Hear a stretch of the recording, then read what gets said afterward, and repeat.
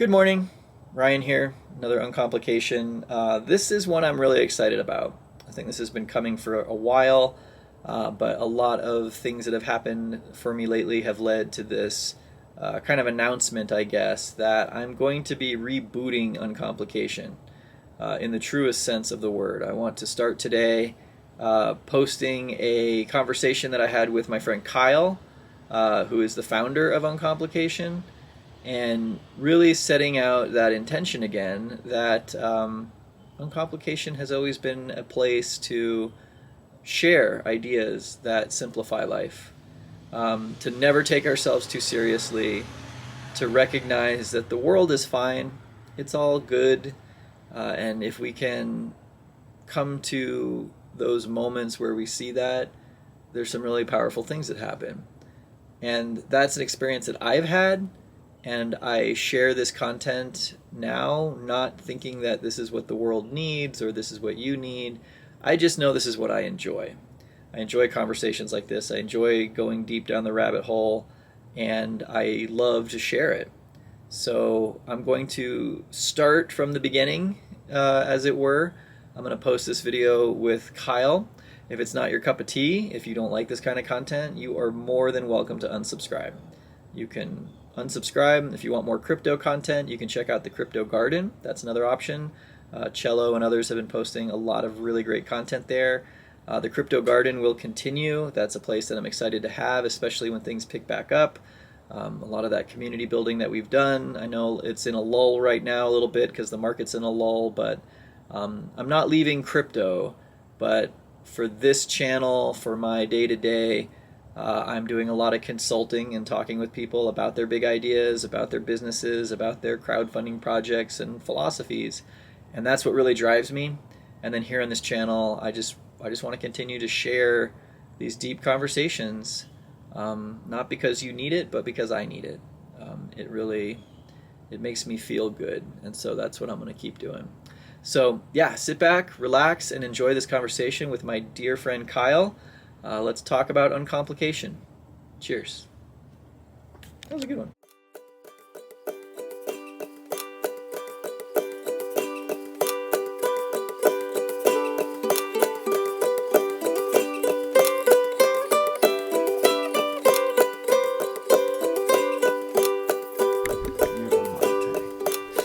Art, beauty, girl.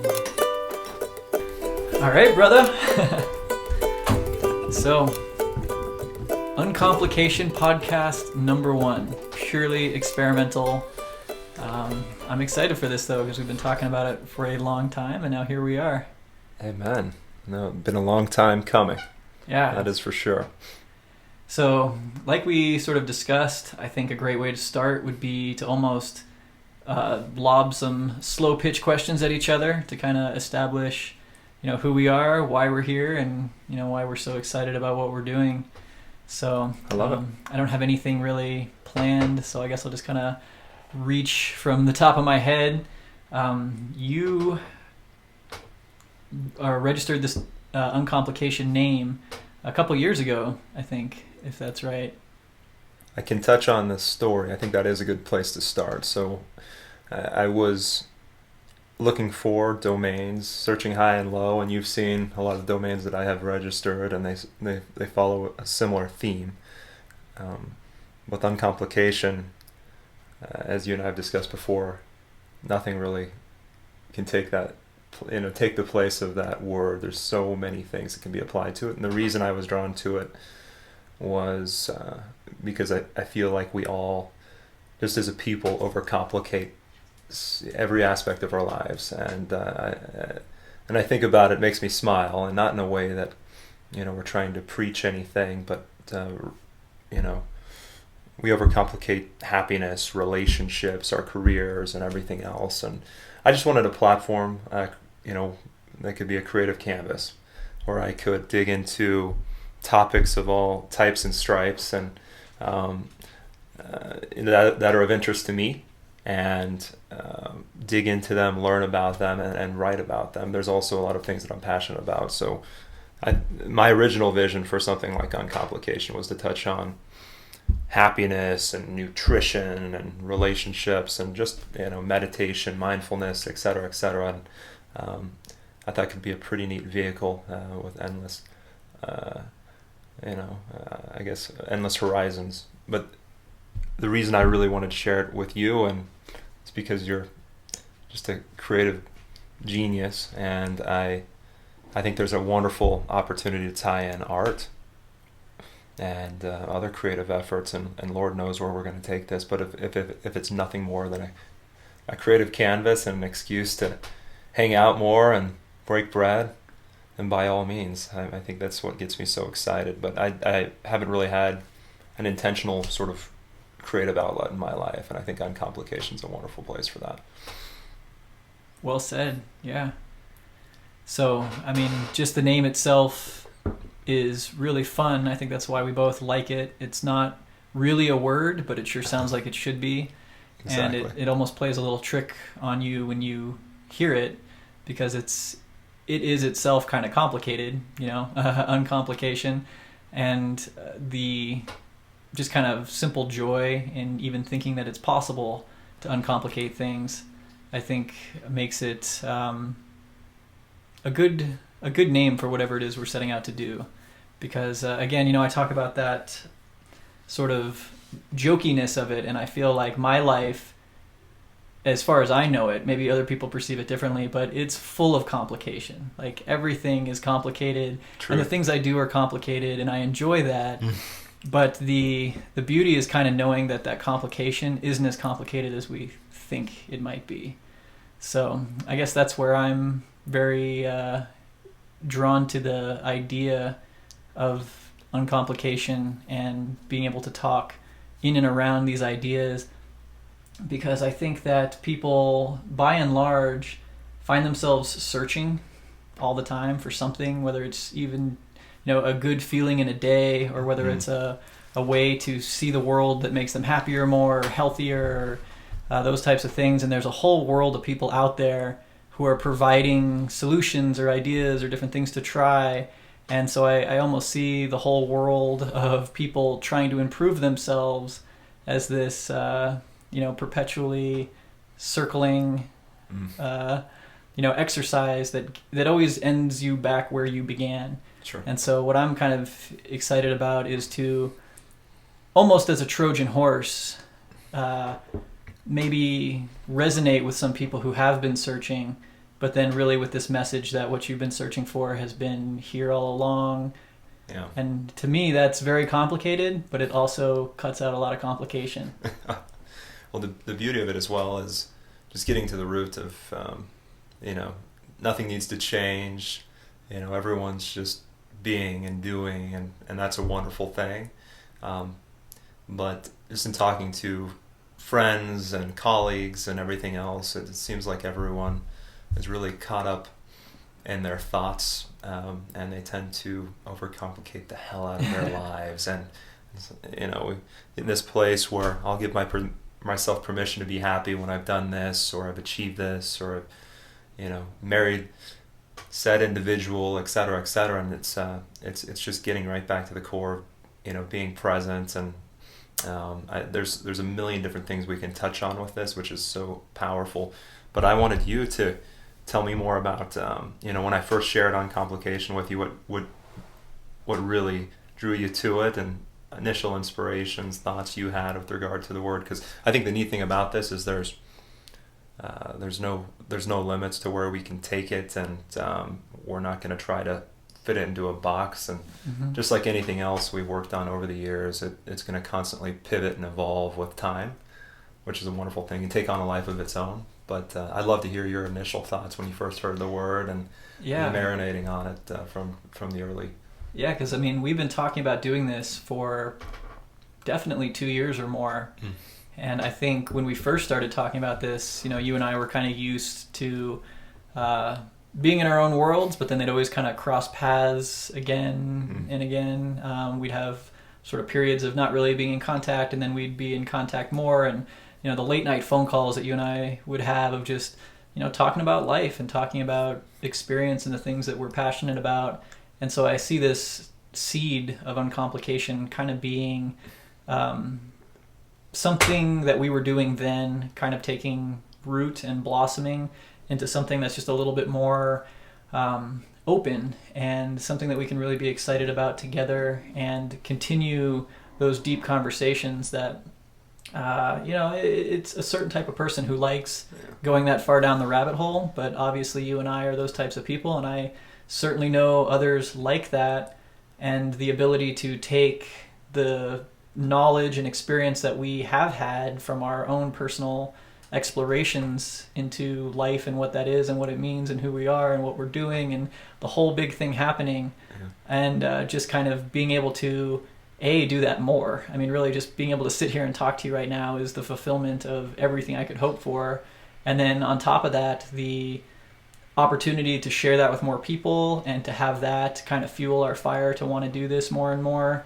I don't know if that directly answers your question of just at the word and the initial feeling of, uncomplication. I just, as soon as we had this idea to do a project together, like that felt right.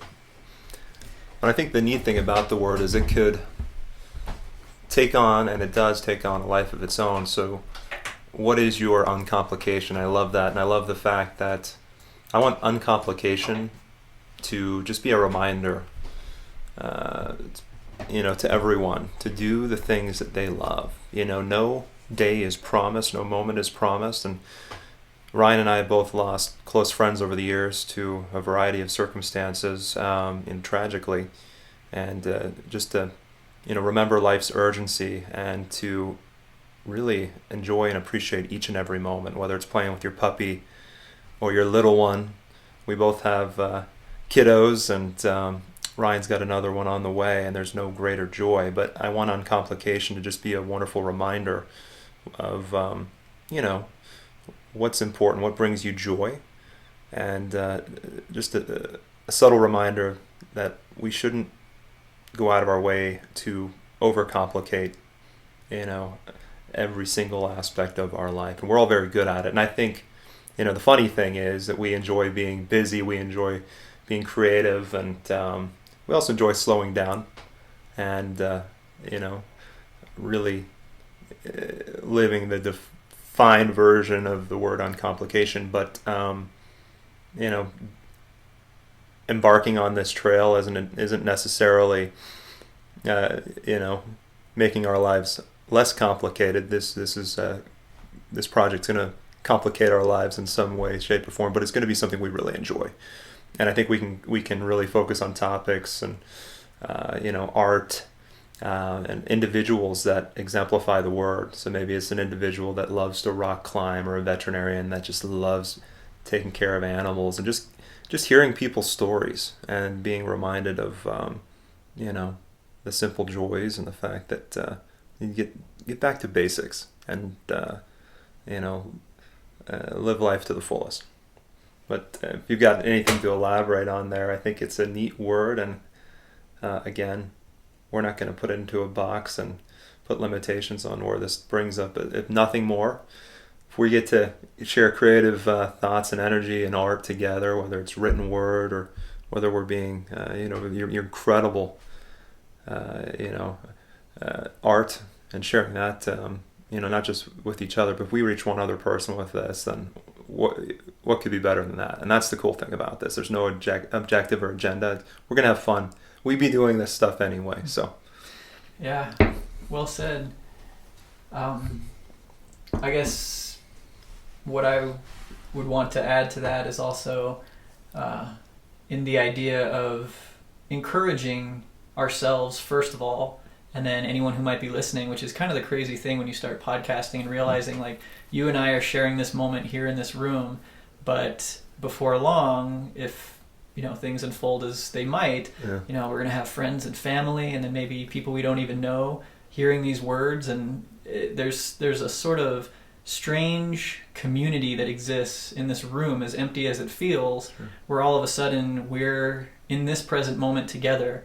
And, I get to see one of my best friends, and I get to have you in my house, and I get to share this day with you. And now that is being shared with someone who might be driving across town on their way to work, or, a friend who might be having a hard time at their job, or whatever that might be. And one of the things that I think is so amazing and so easy to do when you know how is almost to trick yourself into feeling that presence and feeling that as being so unique and special, but ever present. That this moment that we're sharing now, whether you're listening or whether, Kyle, who's sitting here with me now, who by the time you listen to this won't be, here in this moment, we're all together and we're all doing this thing, and none of us know what that is any more than another person. That this really is our moment to create the world and what we think it is and what we want it to be, and to live it here and now. And personally, kind of growing up and finding at certain points in time this desperate striving to find answers, to know, what is at the bottom of this, what is at the root of this, and going down many different paths and exploring, really the human, the whole human history of exploring these kind of ideas and pursuing that so urgently at a certain time. And every time I got down the rabbit hole, I found that it popped up at a different place, or I found that when you chase something that you really thought was it, there was something that you hadn't even considered. And anytime you have this sort of structure of the world built in your head based on logic, because of that, there's a million ways to pick it apart. Yeah. And so I found myself at a certain point, having pursued these ideas of what's it all about so far and so hard, and really through these experiences that I put myself through, I found that what most people who did the same seemed to be saying was that you can do that as much as you want. You're always going to be in the same place. You're always going to feel the way that you feel. That's what humans are. That's how humans, respond to life.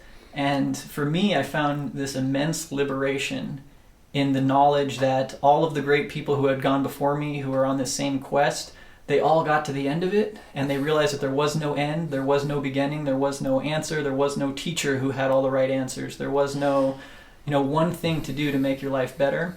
And that has certainly liberated me, and it's my hope that in these kind of intimate conversations that we're going to share with each other and with interesting people that we think are great movers and shakers in the world, just sharing that honesty and that human experience, and cutting through that complication of thinking that anyone on this planet has something that you need.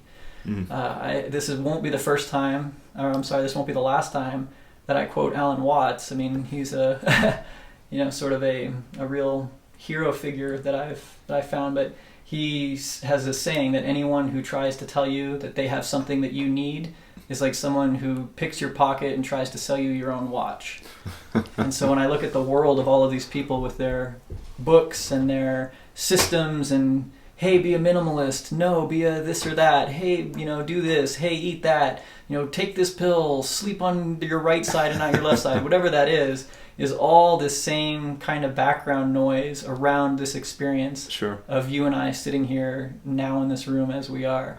I love it. Human doings are human beings, right? So it's, and one of the most powerful things for me lately is just really, for me, there are three simple words that come to mind, and they all start with the letter P. So it's presence, patience, and passion. And, just being present and just coming back to this moment and mindfulness. And,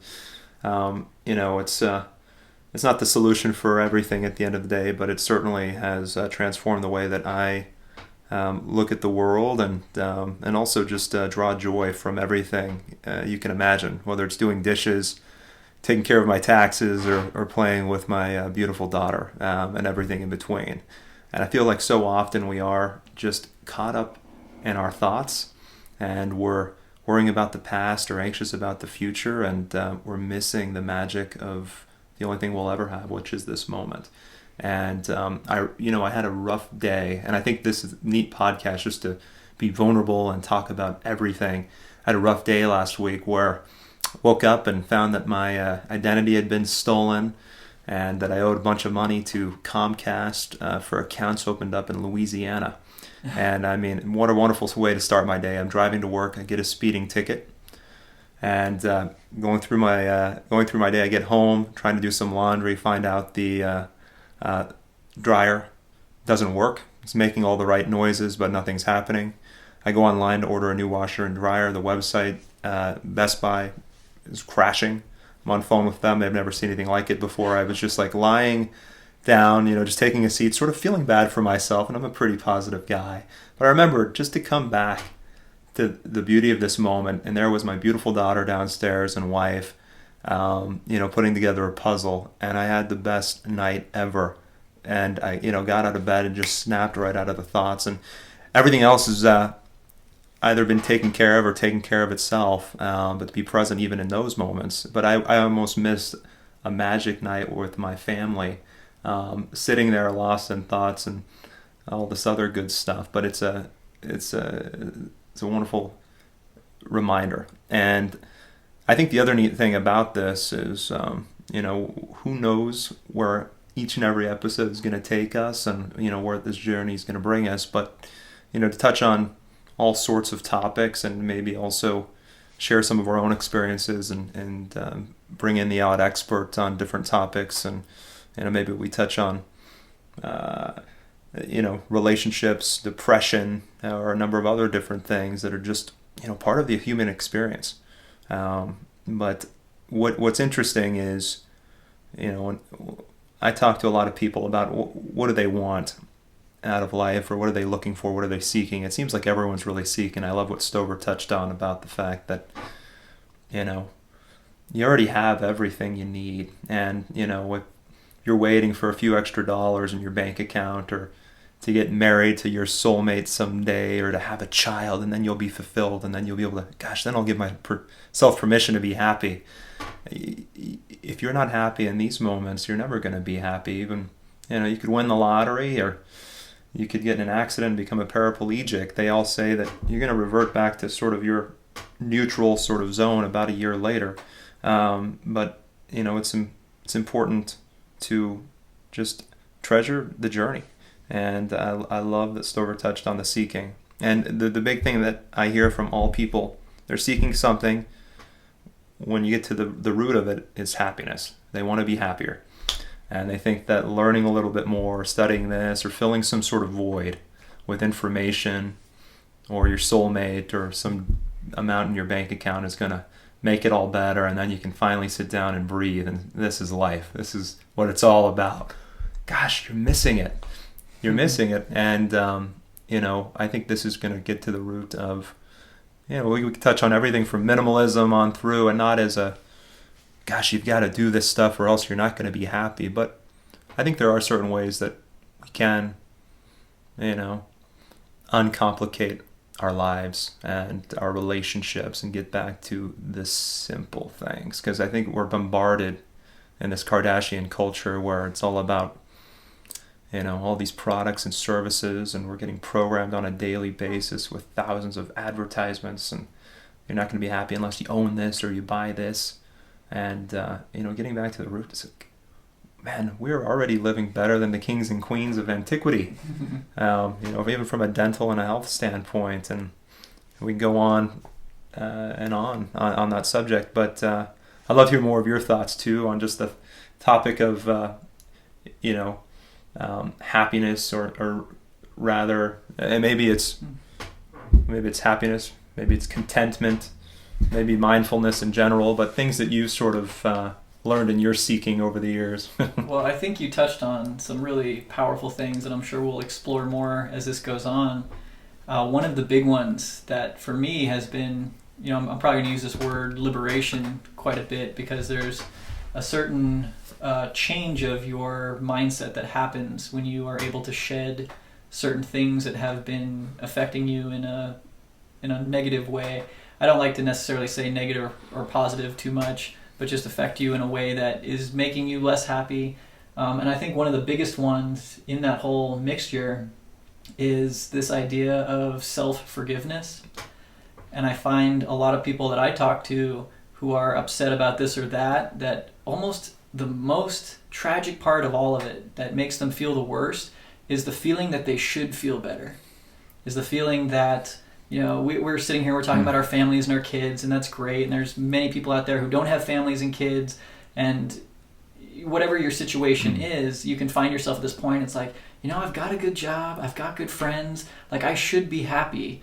but I'm not, and so there's Mhm. something wrong with me. Mhm. Look at all this great stuff I have. Why can't I enjoy it? Why can't I just find that time to enjoy my dinner more or exercise more? Mhm. And the happiness that is being sought for isn't even as bad as that feeling of personal responsibility for having not arrived at a place of happiness. Mhm.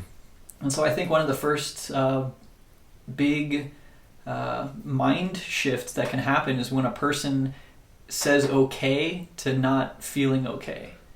I talk about this with my wife all the time, and it's really funny that it's always easier to think about and help solve other people's problems.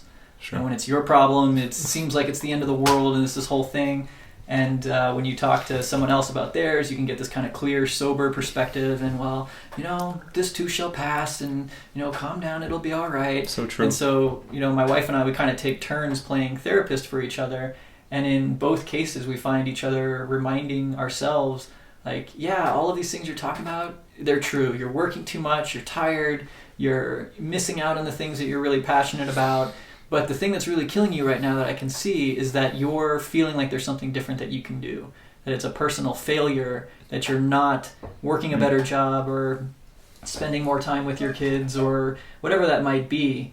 And so that liberation that comes from really realizing that it's okay to not be happy. Yeah. And that it's okay to be exactly how you are right now in this moment, because that's all there is, and that's all you're really going to end up being. You touched on this really well just a moment ago when you were talking about if I just had a couple more dollars in the bank, I'd be happy, or if I just bought this house or this car or this thing I saw on TV, like that's what I need. And in those binding yourself to a future you that doesn't actually exist, that always happens. No matter how much you have in the bank, no matter what car you drive, there's always that other thing. Because Yeah. I guarantee you, with that money in the bank or that new car, you're going to still feel the same. I mean, humans feel the way we feel right now. And we have moments of great joy where we're, whether you're toasting with friends and out, living it Yeah. up, or you're in a very deep, intimate moment with someone, or just, stopping to smell the roses. That's balanced against this, feeling scared and alone and depressed and, the desire for different things that you don't have and the fear of losing the things you do have. That's all part of what it takes to make the human stew. You need the salt, you need the seasoning, and it's never really going to be different. So, just kind of condensing that whole thing, really, one of the biggest things that anyone can do is to just forgive themselves for feeling the way they feel, and to not beat themselves up, or feel like they're deficient because they don't live up to a standard or an image of themselves that they themselves have created. I love it. It comes back to liberation. What a wonderful word, that letting go. And I feel like the word for me lately has been letting go of resistance. So whenever I feel there's resistance, like it's where you're, for me anyway, it's like you're thinking too much about things. And I was just talking to a close friend who went through a bad breakup, and he's imagining all these bad scenarios of his girlfriend potentially cheating on him and all this other fun stuff. Yet he has zero proof. So these are invented thoughts and realities that have just created an utter just train wreck within his mind. And what's interesting is resistance to what is. And I think it comes back, for me anyway, I found that just coming back to the moment, rather if I'm vacuuming, etc., I'm just enjoying that. I'm not comparing myself to anyone else, and really just being thankful for the fact that I exist, which blows my mind, right? And we all live so well. So even if you're Bill Gates, you can't buy anything you want. You can't just stroke a check for Apple, or Google. There's things that are outside his scope even. And whether you're, I've got a few friends that will make $20-30 million this year, and they'd ideally like there to be an extra zero after that number, and it's always going to be that way. And there's always going to be someone with a little more or a little less, but it's really loving this journey, coming back to this moment, because when we get lost in thoughts, we're constantly resisting what is. And I think the universe is agnostic to what's good and bad. So something I consider work could be pure joy for you and vice versa. And when you're truly present in it, you can enjoy even the most mundane tasks. But I still think that what you touched on as well, which is, the mission isn't always to be happy. It's not only is it unrealistic, it's not something I would enjoy at the end of the day, because some of the most profound moments in my life were the most painful, the most heart-wrenching, where I learned so much about myself and what I can overcome and handle. And I think there's a wonderful way to create triumph from tragedy, and to really just change perspective. And it's a cheesy thing, but grandparents used to tell me to count my blessings every day and just have that attitude of gratitude, and it helps you come, as new agey as this sounds, to come from a place of plenty as opposed to a place of scarcity. Just say, man, wow, I'm breathing. I've got clean tap water. Worst case scenario, everything implodes, I'm gonna go live on my folks' couch and eat some Fruit Loops. But everyone at the end of the day has got something to be thankful for. And we've got stories of my friend is one of the lead singers of the group Dispatch, and he went down to be a rock star and to save kids in Nicaragua from the trash dumps, and to give them toys and gifts. And he realized he was the one that was poverty stricken. They had all the wealth in the world, and not from a worldly standpoint, but they were so happy. Their relationships were so pure, and they had less than what we consider as nothing here in America. Here it's never enough. And he started the Love, Light, and Melody Foundation, and these are people that literally live in trash dumps, and yet they're so full of joy. And so it's incredible how we can overcomplicate simple things like appreciation and contentment, and the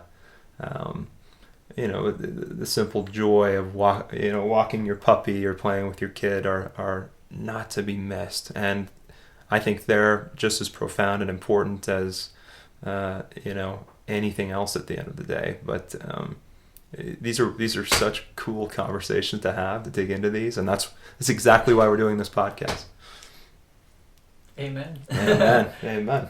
Yeah, I mean, I think part of the challenge for us is going to be to take all of these ideas that we're so fascinated in and find a way to dig into them satisfactorily in terms of depth and all these different subjects and ideas. Because as I hear you talk, I mean, I can see whole podcasts on each subject that, that's kind of the fun thing about life in general, is that you can shine your spotlight of focus on anything, and you're never going to hit bottom in that exploration.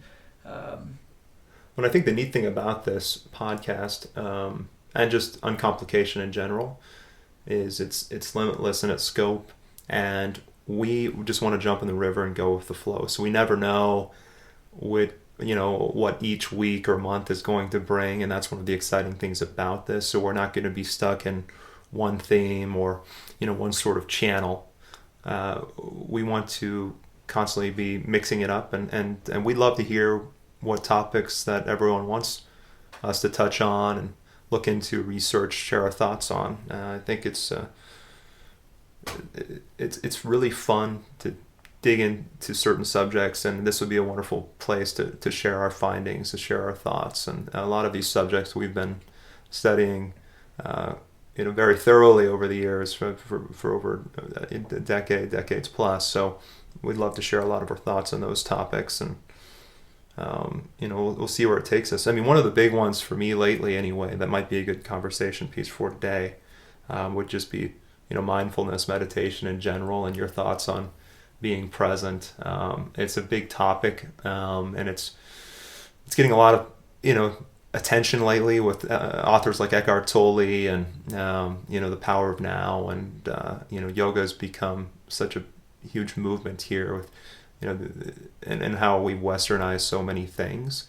But if you talk to professional athletes, rock climbers, base jumpers, etc., they're very present, right, when they're falling or when they're climbing a rock. And maybe is that a different form of meditation in your mind? And what have you found to be successful for you, or what have you struggled with, or what have you learned over the years? Yeah, well, the first thing I would say to that is it's just funny how words can sometimes hide the simplicity of what they stand for.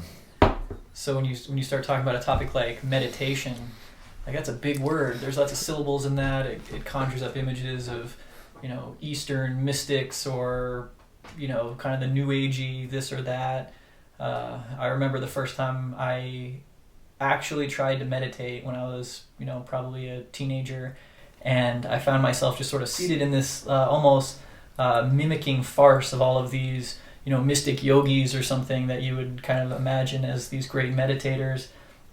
And when you approach something, making it such a big topic or a mysterious thing or a mystical thing even, it can be really hard to strip away sort of your impressions of something and actually get into what the whole, whatever system it might be, whether it's, TD, transcendental meditation, or whether it's doing yoga or any other form of seated zazen, or even, when you're in church singing along with your, whole community around you. I mean, all of these things are sort of architected in a way that just sort of forces you into an experience of the moment.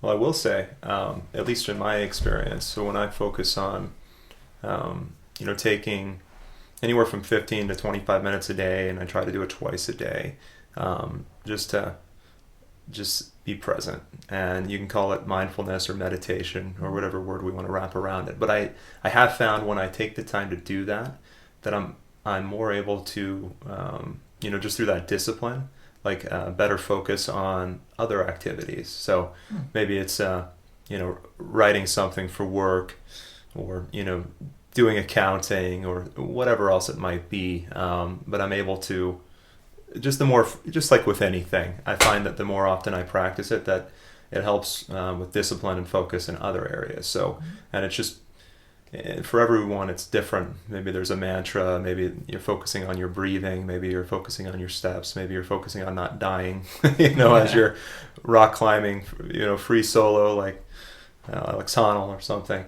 But it for me, I have noticed benefits, and I also find that most of our thoughts are not very beneficial, right? So if anything, some of them can be destructive. Some of them, most of our thoughts are not only unnecessary, but they're filled with anxiety or worry, and it's incredible. We've all done this before. We'll be driving, won't even realize, how do we arrive at the location, because the whole drive was such a blur. We were so lost in our thoughts. And it's interesting to really feel the steering wheel and get lost in certain things, even just as simple as a drive or a walk, and to be fully present in those moments. So I'm just constantly, it's something I practice. And then when I need to be intentional about, hey, this is something that needs to get done, I'm going to set aside time to be present while I'm working on that. But apart from that, I find that, for me anyway, I seem to enjoy, and that's an arbitrary thing. We all have different definitions for, things like the word happiness, success, etc. But for me anyway, I find it beneficial to just be aware of my thoughts, and to constantly try to come back to the present in everything from, as I touched on before, doing the dishes to brushing my teeth to taking a shower, and just trying to be fully there, fully alive. So it's interesting. Yeah. One of the things that is very interesting to me about the subject of mindfulness or meditation or contemplation is that when you find yourself in those states, and it's very much in your power to put yourself in an environment that evokes that from you. And if you're doing that on a day-to-day basis, driving your car, where you really just start to notice, the smell of the seats, the feel of the steering wheel, what you're hearing, what you're, sensing, and kind of going into that moment a little deeper, or whether you're actually seated somewhere meditating, that's part of your practice. In those moments, you certainly get to experience a uncluttered existence. You get to be present in the moment, and I think it's almost a surprise when that happens, because again, when you approach something like meditation and it has a big word attached to it like that, there's, I think, a natural feeling that this is something I have to learn, this is something that I can do right or wrong, this is something that's going to make me better, and there's a reason for my doing that. And I just find that when there's a reason attached to anything, you've already missed some of the real beauty of what it can provide. Sure. So less than, I'm not saying that to meditate and to do these things isn't wonderful, because they're extremely wonderful, especially if you can make time for them. They will make your life just, include this extra thing that is really enjoyable. But I guess my point is that the enjoyment of that feeling and of that state of mind really comes first, and then any kind of benefits are really secondary. I mean, if you pursue these things for the benefits, you're going to be very critical of what you're getting out of it or what you're not getting out of it, or if you're doing it right or if you're not doing it right. Sure. And at the end of the day, or I guess right now, you're only ever going to feel how you're feeling. And I know from experience that you can have those moments of absolute, deep, connected fulfillment, and then another day happens and you might be off the horse that next day. Sure. So I don't think that there's any way to win at the game by practicing meditation or by doing lots of yoga. I mean, I do lots of yoga because I enjoy it and I love it. Yeah. But I mean, it's a very common experience that I'll go and just have an amazing yoga class and I'm just so present and sweating everything out of my body that's bad and just feeling so great. And then I leave the class and I get a phone call and I'm back in the regular world and I have to deal with this or that, and I'm so I guess that's my only caution to people who see these types of things as a way to fix a problem, that it's more like eating a piece of delicious fruit. It's just something that you can hold in your hand and savor your life in those moments. And by all means, enjoy that. But, if all you eat is apples all the time, they're not going to taste as good, and you can't really do that anyway. So that's my only asterisks, caveat to the idea of meditation as being a problem solver. Sure. It's more like a great hobby. Yeah. Well, and man, for me, and that word meditation, you're right, it carries some baggage.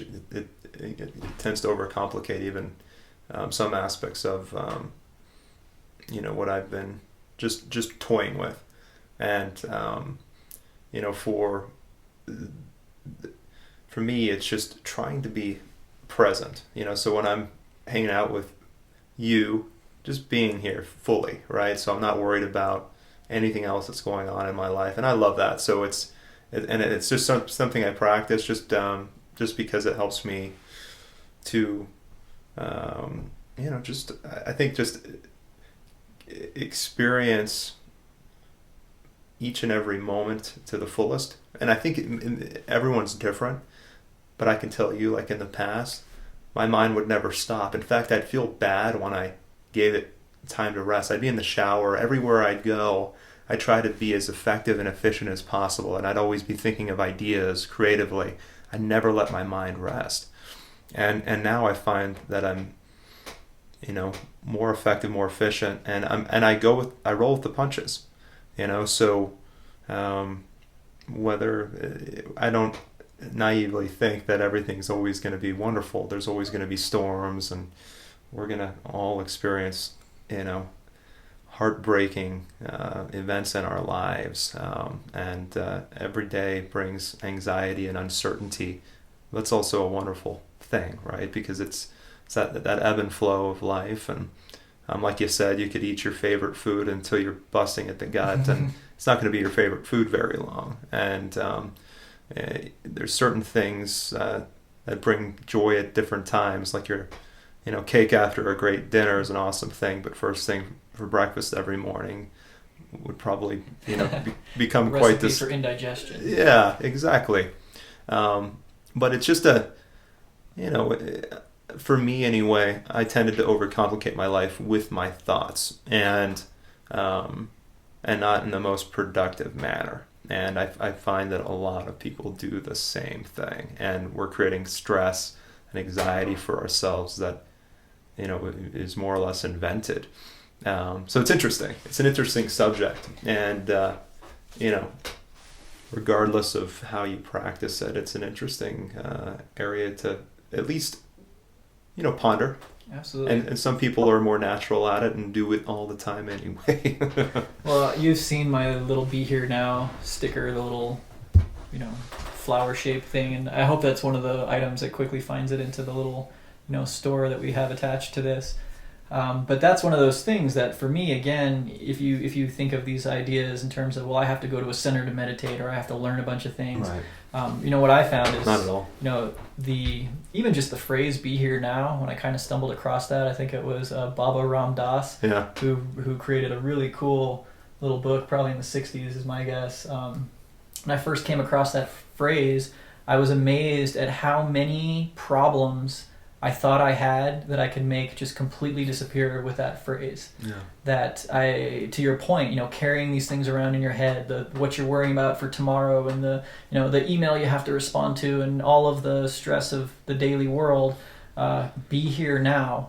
If you can just pause and really just feel yourself presently, there's that reality that those ideas that you have that are weighing on you so heavily only exist in the same way that clouds in the ether exist. I mean, they're not real beyond the thoughts that you have of them. And so I created that little Be Here Now sticker, and I've kind of strategically placed them in a lot of places in my life where I just need or not even need, I just enjoy kind of being shocked back into the moment. Yeah. I have one on the tank of my motorcycle. I have one just kind of at the top of my chin-up bar for when I'm doing like rock climbing things, and I just like getting kind of caught by that reminder that as complicated and stressed as I might feel, that if I'm really here now, there's no problem. And one of the things I was just thinking about while you were talking, one of the most amazing facts, I don't typically use that word, but just this thing that I've noticed in myself and in other people is the amazing power that we each have to completely create and define the universe moment by moment. Insofar as, I guarantee you I could sit here right now and I could start telling you about really uncomfortable topics, about, disease and the state of the world and war and the economics and just this whole thing, and I can make you feel a certain way and put you in a mindset that all of a sudden this room is wrapped in those thoughts and those feelings and it's cast in a certain light. Or we can sit here and we can just talk about, the beautiful, texture of this ceramic mug and this wood grain, and how this wood used to be a tree growing in the sun on some hillside somewhere, and how amazing it is that, this life is just a confluence of all these living, growing, changing things, all, becoming new moment after moment. And all of a sudden this room takes on that light and you're present in that kind of experience. And what I really think is amazing about that is that, the world that we live in is what it is, and some days are stressful and some days are great, and sometimes you're playing with your friends or your kids, and other days you're dealing with some really heavy stuff. But the fact that you, through your own thoughts and attentions, can turn this room, this space, this life of yours into anything that you want it to be, to me is just astounding. Like, I really don't have any way to describe the way that makes me feel. It really makes me feel like each one of us is just this pure creative force to make our lives anything we want them to be. And like you said, those kids on the trash dump, with just the sun shining and their friends and family there, and they're even if they're eating garbage, they're eating. And that world is just a sunny, beautiful place, and it doesn't matter that in someone else's comparison chart it's way down at the bottom. I mean, to them, they're there now all the time. And what a remarkable characteristic of humans. Well, just to touch on a few of those concepts, and Ryan just touched on the Be Here Now sticker. Everyone is in for an incredible treat. Ryan is the most amazing artists that I've ever come to know. You need to get out more. But insanely talented in that regard. And, you know, coming back to, you know, the trash dumps and everything else, it's wild. And we've all seen it. It's such a cliche anymore. The ultra successful individuals that have broken relationships, that are popping antidepressants, you know, like their life depends on it, and probably does. You know, it's interesting. And I know a lot of these individuals, and they're you know, some of the most anxious and insecure people you'll ever meet. And it really comes back to just you know, just really being grateful for the simple things. At least I've found that. And doing things you love, like getting together with your brother, and like Ryan and I are doing today, just to play ping pong with our thoughts, right? And just enjoy this beautiful afternoon here in Fort Collins. But we do appreciate everyone listening and taking a moment to tune in. I think we need to refill our yerba mate. I believe you are correct. Thank you everyone so much for listening. This is the first half of podcast number 1. Part 2 is available online at uncomplication.com or on iTunes. Thank you again for checking out Uncomplication. We hope to have you back soon. Here's to an uncomplicated existence.